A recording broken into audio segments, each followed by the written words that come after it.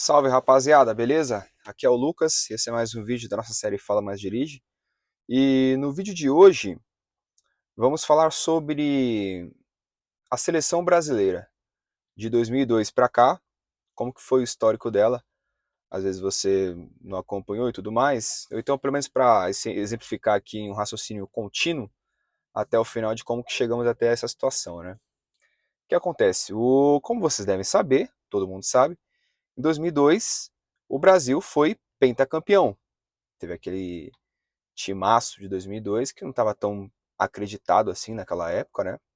A gente acha, 2002 começou ali, a galera foi jogar e todo mundo já achava, acreditava piamente que o Brasil ia ser campeão. Não. É...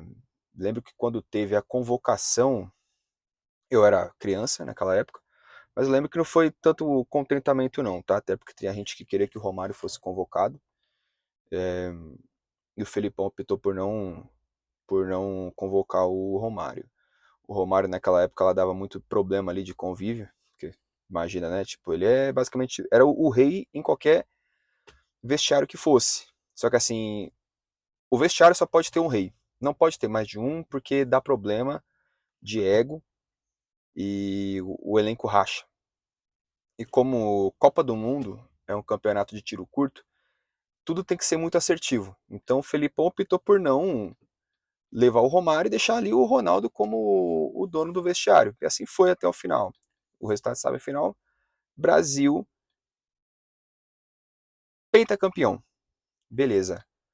De 2002 até 2006, a preparação era a melhor possível. A galera já tinha meio que certeza que o Brasil seria ex em 2006, porque basicamente conseguiu fazer a manutenção dos jogadores que jogaram em 2002.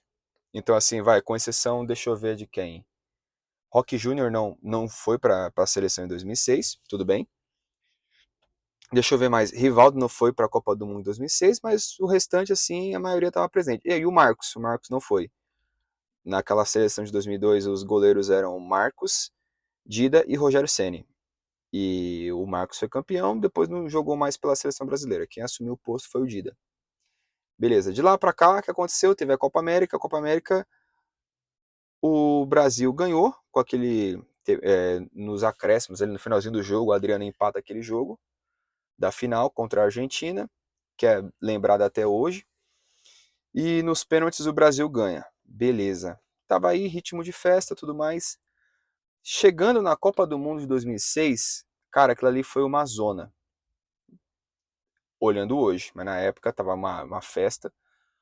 Eu lembro que a rua lá de casa, o pessoal fez até fez a vaquinha ali para poder fazer a pintura, fazer a arte da rua. Era bem legal ali, aquele todo mundo trabalhando junto ali, era uma situação engraçada, né? Os pais dos nossos amigos, e era bem legal. Foi bem legal, porém, em campo foi uma merda. O que acontece? O time não tava treinando, tá basicamente fazendo show em campo. Por exemplo, quando ia fazer treino tático, era treino aberto. A galera que tava assistindo começava a vaiar, não sei o que, o Filipão pra poder, quer dizer, o Filipão não, Parreira. Parreira pra poder pararem de vaiar, ia fazer rachão. Os jogadores estavam fazendo rachão. Treino tático, técnico, nada. E aí foi essa zona, que foi acontecendo um e outro. Acho que o primeiro jogo foi contra a Croácia, ganhou. Aí depois acho que o outro jogo, se não me engano, foi contra a China ou contra o Japão. Acho que foi contra o Japão, né? Foi aí que até o Zico lá cantou o hino nacional, que o Zico treinava o Japão, aí ele teve a câmera pegou ele cantando o hino nacional enquanto treinava o Japão. Foi uma cena ali emblemática, beleza, foi indo, ritmo de festa, tá? Tava aquela coisa, porque o time era muito bom. O normal era aquela seleção ter ganhado a Copa do Mundo, mas, enfim, foi uma bagunça. Chegando nas quartas de final, o Brasil pega a França, e a França tinha um cara chamado Zidane. O Zidane, ele sempre jogou muito bem. Ele não corria no campo, ele flutuava. assim, teve dois jogos que eu mais vi, que assim, que eu acho assim que o Zidane melhor jogou na vida. Uma foi aquela, lógico que teve a final da Copa do Mundo de 98, mas assim, fora aquele jogo, teve o jogo contra o Brasil, que ele jogou demais, jogou muito, ele foi o dono do jogo. Beleza. E depois teve o jogo contra Portugal, mas enfim, estamos falando aqui do Brasil. O Zidane destruiu o Brasil. Destruiu.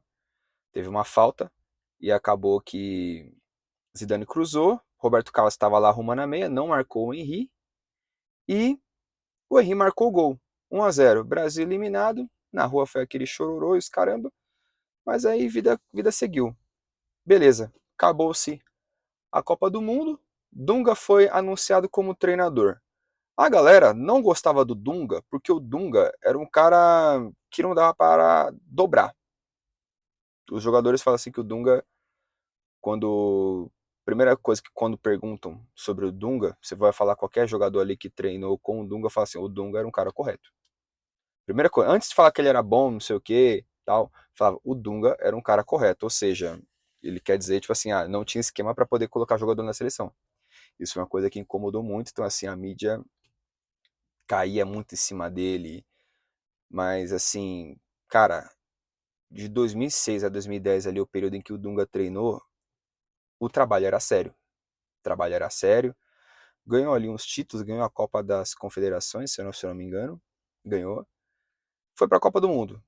Copa do Mundo foi assim foi bem regular, porém tinha o favoritismo da Copa inteira sempre foi a Espanha, porque tinha ganhado a Eurocopa de 2008 com Fernando Torres voando. Enfim, aconteceu aquele emblemático jogo contra a Holanda em que o Felipe Melo cagou naquele jogo. O Felipe Melo teve uma carreira boa, né? Ele é um bom jogador, eu acho. Mas naquele jogo ali ele errou alguns lances. Foi expulso porque pisou no Robin. Se não me engano, fez o gol contra. E o Brasil perdeu de 2-1. Nesse jogo aí, o Robinho tinha marcado o gol do Brasil, tá? E os outros gols lá foram Snyder e Robin, se eu não me engano. Enfim, acontece, vai, Brasil foi eliminado nesse jogo. E daí em frente continua a vida. E a vida foi continuada com a contratação do Mano Menezes, que na época estava treinando o Corinthians. O Corinthians estava na reta final do Campeonato Brasileiro, sendo líder.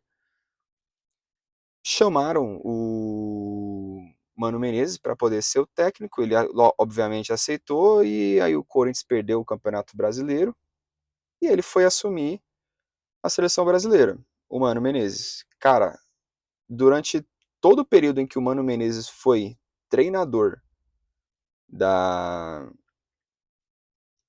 da seleção brasileira, em nenhum momento ele repetiu a escalação. Todo jogo era uma escalação diferente. E isso foi uma situação bem incômoda, porque o time não tinha identidade, né? O ideal é, tipo assim, como é um tiro curto, o período de preparação de uma seleção é complicado, porque é muito picotado o tempo ali em que eles trabalham, era difícil. E assim, o time não repetir uma escalação não é adequado, tá? No período de tempo. Então, com o Mano Menezes, uma coisa boa, porque o Neymar começou a ser convocado. E depois, e juntamente o Ganso. Só que o Ganso estava com lesão, jogou ali um curto espaço de tempo na seleção, depois de algumas cirurgias ali no joelho, ele não conseguiu dar continuidade. E acabou o período dele na seleção brasileira, tá? E dizem até, assim, o Ganso era muito bom, excelente. Achava-se que a gente teria um camisa 10 para a seleção para umas 2, 3 Copas do Mundo, provavelmente, digamos assim, porque o jogo do Ganso era uma coisa que impressionava. Impressionava, se você ficava impressionado com o Neymar jogando naquela época, você vê aí os compilados do Neymar no Santos, se você visse ali ao vivo o Ganso jogando, você tá assim, mano, o Ganso, ele vai ser melhor do mundo. Porque ele era muito pica. A visão de jogo dele era uma coisa absurda. Acabou que ele não deu continuidade, infelizmente.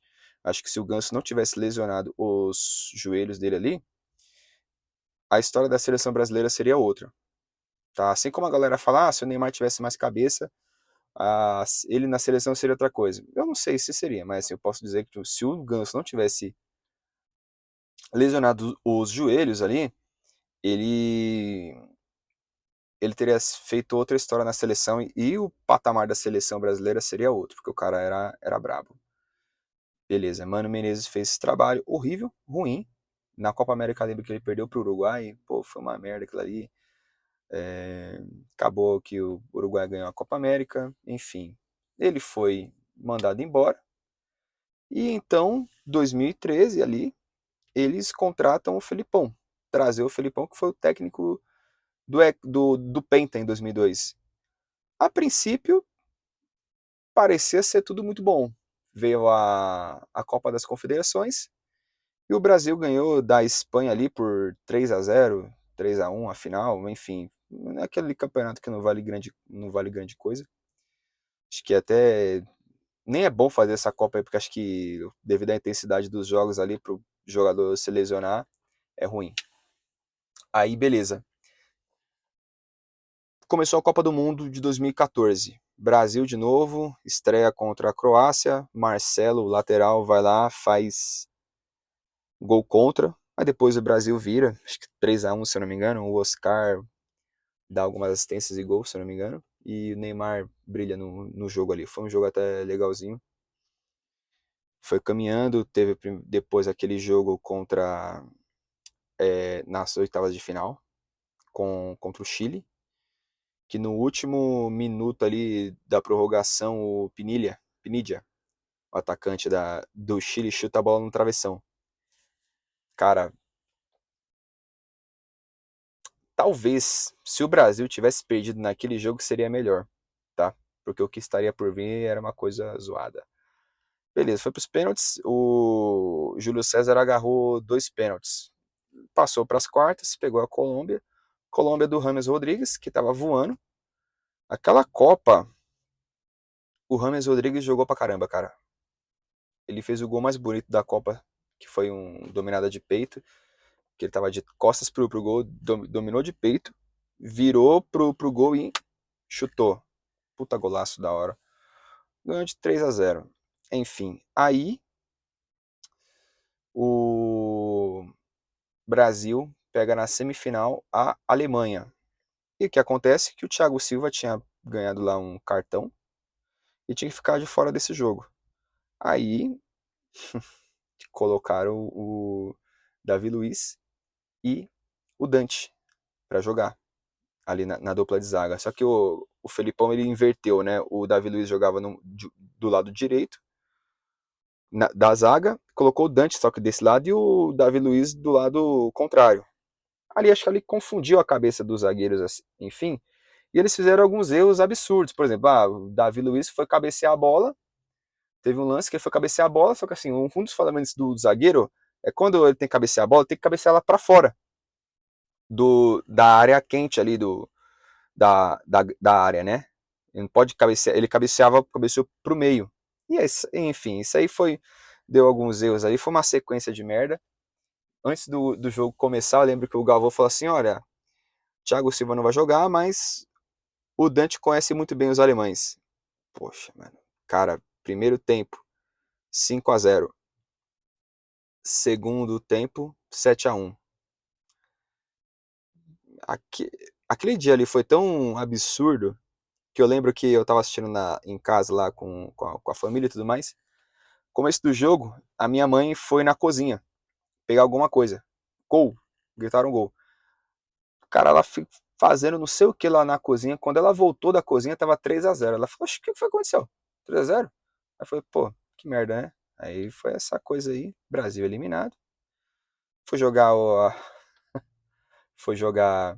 Ah, outra coisa, o Neymar quase que vai pro. Quase que encerra a carreira no jogo passado, tá? Porque teve um jogador da Colômbia que deu uma joelhada nas costas dele. Zúñiga, o nome desse jogador. E quase que o Neymar fica paraplégico. Cara, isso aí, enfim, foi uma sequência de coisa ruim ali que aconteceu naquela Copa do Mundo. A Copa do Mundo foi bem legal. Essa Copa do Mundo foi interessante de assistir. E só que a única parte ruim foi o 7-1, mas de restante foi até que interessante. O Brasil foi jogar pela terceira colocação contra a Holanda, porém, aí, cara, foi ruim também porque a Holanda ganhou de 3-0, cara.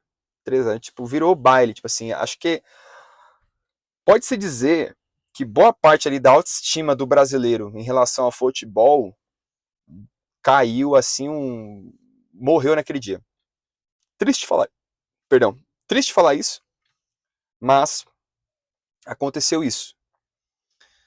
Enfim, a Alemanha acabou sendo campeã, ainda bem, né? Porque se a Argentina fosse campeã da Copa do Mundo jogando no território brasileiro, isso daí seria zoado.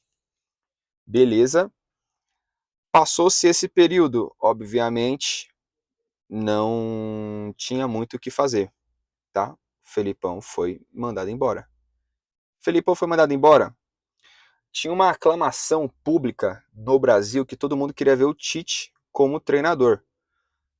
A galera, a imprensa ia na casa do Tite, ele mostrou lá o caderninho de tudo que ele estudou na Copa do Mundo, pô, aquela coisa toda assim. E só que assim, entrevistaram não sei o que da família do Tite, e o Tite acabou que não foi. Perdão. O Tite não foi contratado, contrataram o Dunga. A galera ficou meio assim, né? Pô, tá. O Dunga é um bom técnico para a seleção, ele era. Mas acho que os jogadores não respeitavam muito ele ali. Começou uma panelinha muito grande ali dentro entre os jogadores. E a galera não gostava muito do Dunga. Cara, não deu outro. Deu muito ruim. Teve a Copa América, aí o Chile foi campeão da Copa América e o Brasil ficou a ver navios. O Tite tinha assumido o Corinthians, ali, se eu não me engano, em 2015, é, e ganhou o Brasileirão de 2015. Então, a seleção, o Marco Polo Del Nero, se eu não me engano, era ele, fez uma oferta para o Tite para ele ser o treinador da seleção brasileira. O Tite aceitou, obviamente, que era o sonho da vida dele, e foi lá. E, cara, o Tite fez um bom trabalho na seleção brasileira, tá? A galera fala, o Tite é ruim, não sei o que, tal, cara, mas assim, ele fez um bom trabalho. 2018, você pega ali, aquela seleção poderia ter ganhado a Copa do Mundo. Acho que a seleção mais próxima, que esteve mais próxima de ganhar a Copa do Mundo, foi a de 2018. Mas aconteceu aquela felicidade de pegar a Bélgica nas quartas de final, e a Bélgica fez 2-0. O Alisson, aquele bracinho de T-Rex dele, acabou que não conseguiu fazer defesa nenhuma. Depois, no segundo tempo, entrou o Renato Augusto. E o Renato Augusto botou fogo no jogo, cara. Fez um gol ali, se não me engano, de cabeça. Aí teve um chute, cara, que até hoje, todo mundo que eu converso, ninguém digeriu aquele chute. Que ele pega na cara do gol e ele vai chapar, só que a bola vai pro lado contrário, né? Acho que ele chuta no contrapé e a bola vai pro lado contrário. Enfim, acabou o jogo. Teve um lance polêmico ali, que era para ter marcado um pênalti em cima do Gabriel Jesus. Chamou no VAR e tudo mais e não marcaram, mas, cara, foi muito pênalti. Muito pênalti. Se vocês assistirem isso daí, vocês vão conseguir encarar, conseguir ver. Aí, beleza. Brasil eliminado, todo mundo pé da vida, volta para casa. Aí, logo no ano seguinte, 2019, teve a Copa América. Neymar teve uma situação ali com uma fã dele lá que não caiu muito bem. Foi provado depois que a moça estava tentando manipular uma situação para ganhar fama em cima. Ainda bem que estava com um notebook ligado e conseguiu gravar e tinha conversas ali que mostra que foi um negócio consensual. Enfim, bem no início, um pouco antes do início dessa Copa América, é, aconteceu esse fato. E logo quando ia começar a Copa América, Neymar se lesiona ali. Ele se lesiona, fica fora da Copa América. E ali no lugar dele, o Brasil coloca o Everton Cebolinha, que estava jogando pra caramba. Resumo, final, Brasil e Peru, Brasil ganha a Copa América. Ganhou a Copa América, foi até interessante, que até então o Brasil estava apresentando um futebol bonito de se ver. Deu tudo certo. Brasil campeão da Copa América. E aí vai transcorrendo tudo mais. 2019 até 2022, nada de interessante acontece na Copa do Mundo. Quer dizer, nada de interessante acontece, tudo ocorre conforme esperado, Brasil classificado e tal. Chega a Copa do Mundo do Catar. A Copa do Mundo do Catar, o time também estava bom, tá? O time também estava bom. Depois de 2018, o time de 2022 é o que estava mais perto de ganhar a Copa do Mundo. Richarlison estava fazendo um gol, fez o gol mais bonito da Copa. Neymar estava sendo aquele maestro, aquele líder. Legal do Neymar que todo mundo no vestiário tem um imenso respeito por ele, então facilita muito as coisas lá.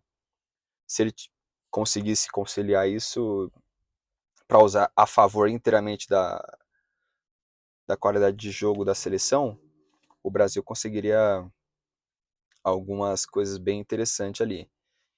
Se não fosse a passividade de outros jogadores, né? Eu acredito que vocês devem se lembrar, teve aquele fatídico jogo contra a Croácia, um jogo muito pegado, a Croácia jogou aquele harambol, né? Que é de fechar a casinha, colocar que nem o Mourinho fala, colocar um ônibus na zaga, na defesa e fica ali. Ficou nisso. Ficou nisso. Só defendendo, só defendendo. Ali, no segundo tempo da prorrogação, o Neymar consegue uma bola, faz aquele gol. Que, cara, eu lembro que eu tava num apartamento, meu. Eu comemorei muito aquele gol. Acho que assim, depois do título do Corinthians ali no Mundial, aquele ali foi o gol que eu mais comemorei. E foi bem, pô, interessante pra caramba. Gol, cara, extravasei ali, falei, porra, que da hora, mano. Faltando 5 minutos. A Croácia o Brasil vai pro ataque, sem precisar. Croácia rouba a bola, faz um ataque, um contra-ataque, gol deles. Aquilo ali murchou tanto que assim, quando faz aquele gol, você pega assim a cara dos jogadores do Brasil, você vê a cara de derrota deles assim. O Brasil perdeu naquele ali. Naquele ali. Naquele empate o Brasil perdeu, porque quando a câmera pega a cara dos jogadores, você vê que eles estão assim, já assim, mano, perdeu. Os jogadores não teriam psicológico para poder virar aquilo. Ah, não importa, se tivesse trocado, o Marquinhos tivesse batido pênalti, o Rodrigo não tivesse batido pênalti, mano, podia colocar qualquer outro jogador. Iria errar, porque na cabeça deles, eles já tinham perdido. E assim se foi, o Brasil perdeu, faltando 5 minutos, e aquilo ali foi zoado. Zoado. Acabou aquele período. E aí o que acontece? O Tite, como ele já tinha combinado, ele não iria mais treinar a seleção brasileira, saiu, não treina mais a seleção, e quem assume é o Fernando Diniz. Fernando Diniz, ele não conseguiu dar uma cara legal, que ele era tipo técnico interino, que ele estava treinando o Fluminense e a seleção brasileira. Quando eu tinha ali período de data FIFA ou qualquer outro campeonato ali sem relevância. E cara, isso foi um problema, tá? Porque acredito eu que com o Diniz ali foi basicamente tempo perdido. Tempo perdido. Dizes que o presidente da CBF da época, o Adinaldo, ele estava tentando contratar já o Ancelotti. Só que o Ancelotti falou, eu tenho que cumprir o contrato aqui no Real Madrid, não dá para poder sair fora do Real Madrid. Pô. Não é o Guarani, sei lá, não é um time pequeno, entendeu? Isso aí foi uma coisa e ficava postergando, né? Colocando aqueles treinadores ali que não ia chegar nada a lugar nenhum. Beleza, nesse meio período foi também o Diniz nunca repetiu nenhuma formação. Todo jogo era um jogador diferente. Acho que isso aí não é legal porque perde a característica. Uma coisa é mudar uma peça pontual, uma coisa é mudar 4 jogadores de uma vez só. Beleza. Não durou muito tempo, foi demitido. Ao ser demitido, a CBF convidou o...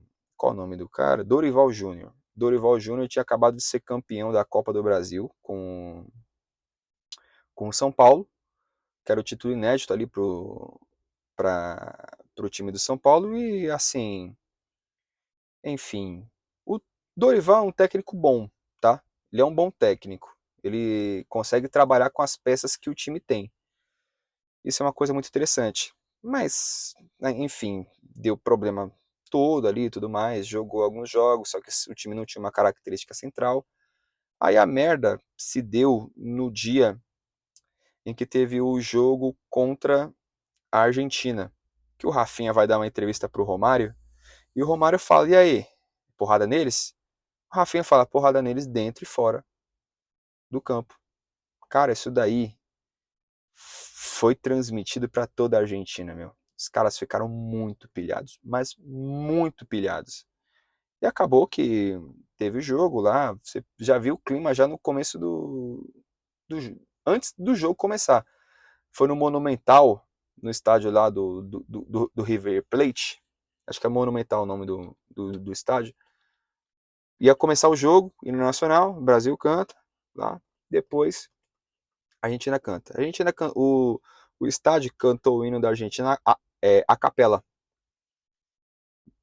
Dá pra ver lá que os jogadores já ficaram assim meio baqueados ali com o que ia acontecer. Foi. E o time tava sem o Messi. Resumindo, 4-1. A Argentina ganhou de 4-1, amassou o time do Brasil.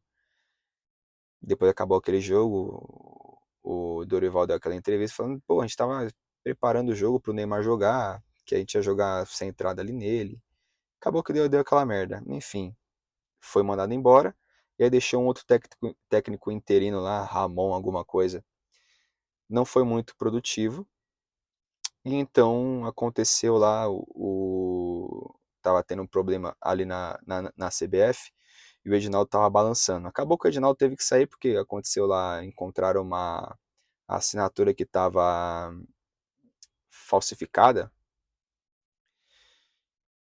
E cara, ele saiu e assumiu o Samir Chaud, que foi lá, teve uma eleição ali de último momento, o Samir Chaud foi eleito presidente. Só que antes de ser mandado, antes de sair, o Edinaldo Rodrigues tinha conseguido acertar a contratação do Ancelotti.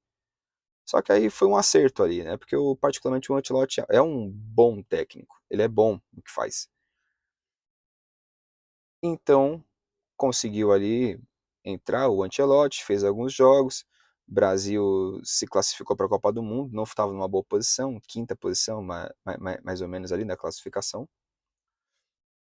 E aconteceu que foi para a Copa do Mundo, cara, primeiro jogo, 1-1 Marrocos, um jogo péssimo. Depois, 3-0 Haiti, jogou, mas não convenceu. 3-0 contra a Escócia, foi legal. Aí depois, logo em seguida, teve o jogo dos 16 avos, foi contra o Japão. Pô, Japão ali num contra-ataque por burrice do Danilo, foi lá e fez um gol. Lateral do Danilo fez um passe errado ali, gol do Japão. Péssimo, péssimo, péssimo. Segundo, e o Casemiro dormindo, né? Beleza, segundo tempo, vai, Casemiro encontra uma bola, cabeceia, gol, 1-1. E depois, no final do jogo, quem é que fez o segundo? O Martinelli. No finalzinho do jogo, o Martinelli, Bruno Guimarães consegue dar uns dribles ali na entrada da área, encontra o Martinelli, ele finge que vai chutar, toca pro Martinelli, o Martinelli vai e faz o gol.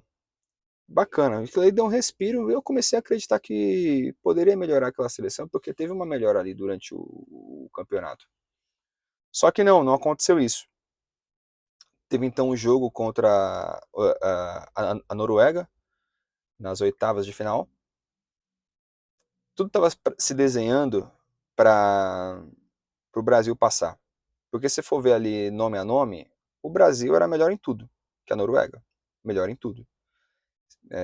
Com exceção ali do Odegaard, que é um meio campo muito bom. Pô, ele era jogava no Real Madrid com 16 anos de idade, se eu não me engano. E o Haaland, muito bom também. Tinha esses dois jogadores que, cara, eram bons, assim, não tinha ninguém no Brasil que era melhor que eles. Beleza. Cara, primeiro tempo, Bruno Guimarães vai lá e me perde um pênalti. Que deveria ter sido o Vini Júnior a cobrar aquele pênalti. Mas acabou que deixou o Bruno Guimarães bater, perdeu. Depois disso, teve aquela situação lá no segundo tempo, entrou o Endrick, o Vini Júnior deu um toque de 3 dedos ali para ele correu em direção ao gol, só que ali na cara ele acabou chutando para fora. Cara, eu acho que eu nunca tinha visto o Endrick perder um gol tão feito igual aquele. Olha que o Endrick tem estrela, viu? Deu merda. Enfim, encontraram um cruzamento logo um pouco tempo depois encontraram um cruzamento. Haaland veio, cabeceia, gol.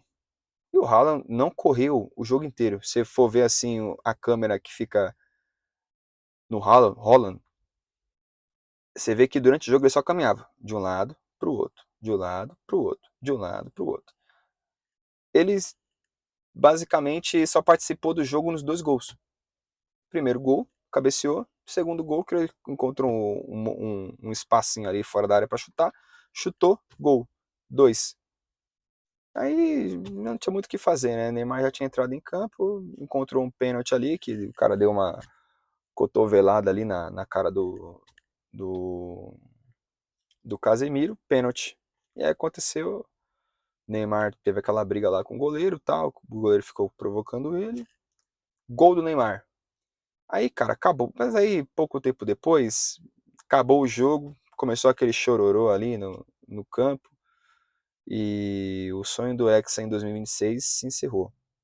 Só que agora, né, a perspectiva é que nos próximos 4 anos, até a Copa de 2030, o Ancelotti seja o treinador, até porque ele tem um contrato já assinado, que ele tem um bom salário ali, e ele vai conseguir montar um planejamento de longo prazo aí, de um prazo de 4 anos, que vai ser o suficiente para chegar com força na Copa do Mundo de 2030. Mas rapaziada, a gente vê que de 2002 para cá, o Brasil, a cada, a cada, a cada Copa do Mundo, nesse período de 4 em 4 anos, ele vem perdendo ali a sua característica de futebol, de jogo bonito. Se você for ver, todas as Copas do Mundo que o Brasil jogou no estilo brasileiro. Qual que é o estilo brasileiro? O estilo brasileiro é intuitivo, é o jogo bonito, entendeu? A Espanha de 2010 era o tic-tac. O time de não sei, cada Copa do Mundo tem a Argentina de 2022, pega a bola e toca pro Messi. Você vai ver a França de 2018, contra-ataque. E assim sucessivamente. Você vai pegando essas coisas. E o que acontece? O Brasil, ele está copiando o estilo de outras seleções, o estilo europeu. E está deixando a questão do intuitivo fora. Não está tendo mais aquela questão, tem um jogador muito habilidoso no Brasil. Mano, não tem. O Brasil não tem um jogador característica de 2002 para trás. Não tem. Vini Júnior joga muito. Joga muito. Mas ele não é aquele cara com futebol nato brasileiro, que é aquele jogo intuitivo, que é o famoso joga bonito. E assim, eu acho que se o Brasil continuar entrando nessa pilha de copiar o futebol europeu, isso vai nos atrapalhar. Dificilmente vai conseguir alguma coisa assim interessante, tá? Em questão de Copa do Mundo. Mas enfim, rapaziada, é basicamente isso. Deixa aí seu comentário, curte, compartilha, hypa o vídeo também, pra gente alcançar mais pessoas, mais visualizações e crescer aqui o canal. Beleza? Obrigado por assistirem e é isso. Fiquem com Deus. É nóis.